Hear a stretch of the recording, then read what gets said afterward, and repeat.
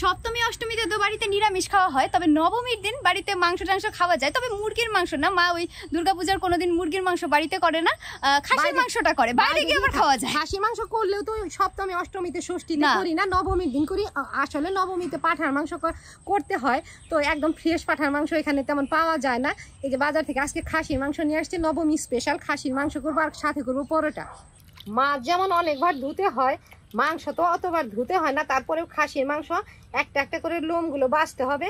লোম তেমন নাই, তারপরে ওই যে একটা আছে, এই যে একদম খুব ভালোভাবে বেছে নিতে হবে।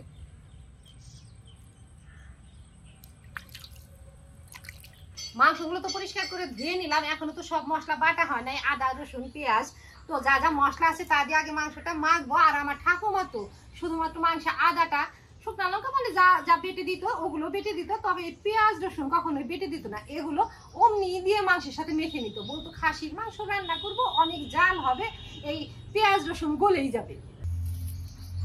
পেঁয়াজ ছিলে নিলাম, এই পেঁয়াজগুলো কেটে দিয়ে মাংস আজকে মাখবো।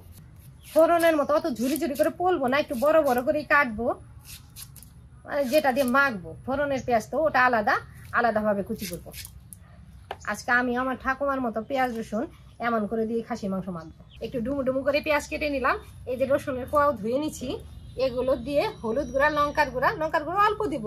লঙ্কাটা যদিও আমি বেটে দেই, কাঁচা কাঁচা পাকা লঙ্কা আছে, কাঁচা লঙ্কাই পাকা পাকা আছে, ওগুলো বেটে দেবো। হলুদ গুঁড়া অল্প, লঙ্কার গুঁড়া, পেঁয়াজ রসুন আর স্বাদ মতো নুন দিচ্ছি। এখন হাতে সর্ষের তেল দিয়ে মাংসটা মাখবো আর মশলা বাটবো।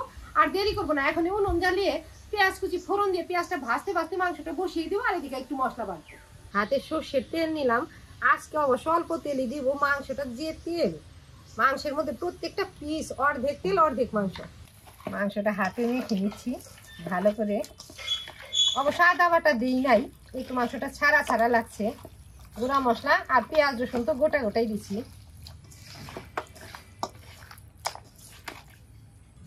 ঢেকে রাখলাম, এখনই উনুন জ্বালিয়ে দিব। উনুন জ্বালিয়ে পেঁয়াজ ভাজবো, পেঁয়াজ ভাজতে যতক্ষণ লাগে আর এদিকে আদা আর লঙ্কাটা বেটে নেব। উনুন জ্বালালাম আমি, খুকি আদাটা ছিলে দিছি আর ফোড়নের পেঁয়াজও ছিলে দিছি। যে কাঁচা লঙ্কা পাকা পাকা লঙ্কাগুলো বেছে নিলাম, এগুলো বাটবো, ফোড়নের পেঁয়াজ কাটবো। আর এই যে ভাজা জিরে ধনে বাটবো, এটা একটু টেলে নেই, কড়াই গরম হয়ে গেছে। গরম কড়াইতে জিরে ধনে টেলে নিচ্ছি। এই যে একটা পেপার ভাজ করে রাখছি, এটার মধ্যে ঢেলে রাখবো।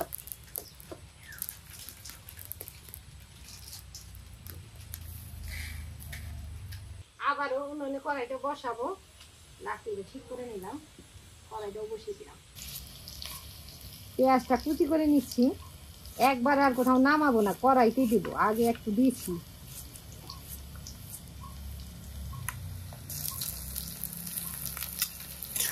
এখন এর উপরে জিরে গরম মশলা তেজপাতা শুকনো লঙ্কা সবই দেবো।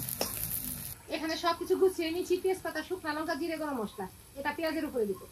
তেজপাতা শুকনো লঙ্কা জিরে গরম মশলা, এখন একসাথে সবকিছু ভেজে নেব। আদাগুলো ভালো করে থেতলে নিচ্ছি যাতে তাড়াতাড়ি বাটা হয়ে যায়। এই তো আদা বাটা হয়ে গেল, এর মধ্যে লঙ্কাগুলো বাটবো।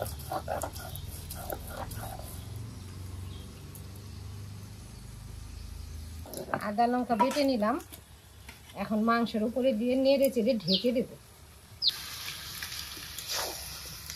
নেড়ে চেড়ে মিশিয়ে দিচ্ছি ভালো করে।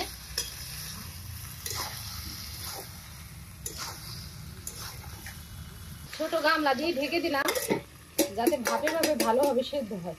ছোট সাইজের 2টা টমেটো কেটে দিলাম, মাংসতে তো জল দিই নাই, এখন এই টমেটো দিলাম, নেড়ে চেড়ে আবারও ঢেকে দেবো।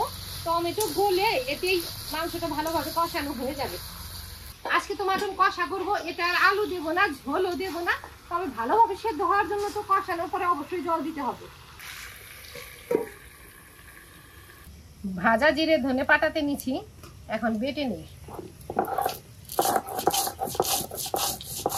জিরে ধনে বেটে নিচ্ছি, অল্প উপর থেকে হাত দিয়ে নিয়ে দিচ্ছি।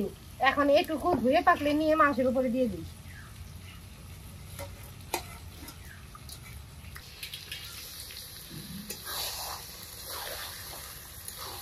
টমেটো গলে গেছে, আর মশলা টসলা ধুয়ে পাকলে একটু জল দিছি, জল দিয়ে একেবারে ভালো করে কষিয়ে নিচ্ছি। অবশ্য ভালোভাবে সেদ্ধ হওয়ার জন্য আরো জল দিতে হবে। খাসির মাংস তো সেদ্ধ হতে অনেক সময় লাগে, অনেক জাল লাগে, ভালোভাবে জাল করতে হবে, আরো জল দিয়ে তারপরে সেদ্ধ করবো। আরো ভালোভাবে সেদ্ধ হওয়ার জন্য জল দিলাম। আর যদি খাসির মাংসের ঝোল করতাম 1 কড়াই জল দিতাম, যেহেতু কষা করবো ওই যে এইটুকু দিলাম। আমার ঠাকুমা তো মাটন কষার সাথে বেশিরভাগই লুচি করতো, পরোটাও করতো, তবে পরোটা করতো 3 কোনা।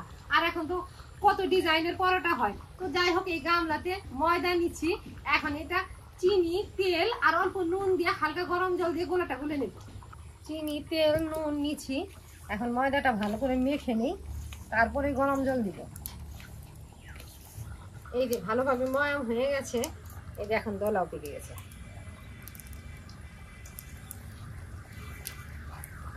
এবার নাড়া দিয়ে রাখি, হয়ে গেছে প্রায়। এখন গরম মশলা গুঁড়ো ছিটিয়ে দিয়ে নামিয়ে দেবো। আর একটু কষবো অবশ্য। গরম জল দিচ্ছি, আগে চামচ দিয়ে নেড়ে নিচ্ছি, পরে হাত দিয়ে ডলে নেব। হাত দিয়ে ডলে নিলাম, মাখা হয়ে গেছে। ওদিকে মাংস রান্না হয়ে গেছে, গরম মশলা গুঁড়ো ছিটিয়ে দিই। বাটিতে গরম মশলা গুঁড়ো নিচ্ছি, এখন ছড়িয়ে দিই, নামিয়ে দিব তরকারিটা। মিশিয়ে দিলাম। একটু ঝোল ঝোল আছে, তবে পরোটা দিয়ে, এখন পরোটা দিয়ে মা মেয়ে খাবো, আবার রাতে ভাত দিয়ে খাবো মেখে মেখে, এইটুকু রাখতে হবে। আর ঠান্ডা হলেও জমে যাবে। রান্না হয়ে গেছে, এখন গামলাতে ঢেলে দিয়ে গরম উনুনে কয়েকটা পরোটা ভাজবো।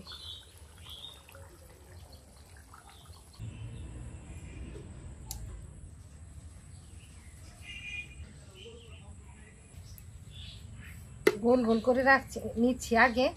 তাওয়া বসালে তাওয়াটা গরম হয়ে যাবে। তাওয়াটা বসালাম, পাতলা একটা রুটির মতো বানাবো আগে। এদিকে একটা ভাঁজ করে দিলাম, এদিকে একটা ভাঁজ করলাম। 3টা বানিয়ে নিলাম। তাওয়াটা গরম হয়ে গেছে। 3টে বানিয়ে নিয়েছিলাম, ভাজা হয়ে গেছে। যে কয়টা আছে একবারে ভেজেই রাখবো। তেল ছাড়া একবার উল্টে দিলাম, এখন একটু তেল দেবো।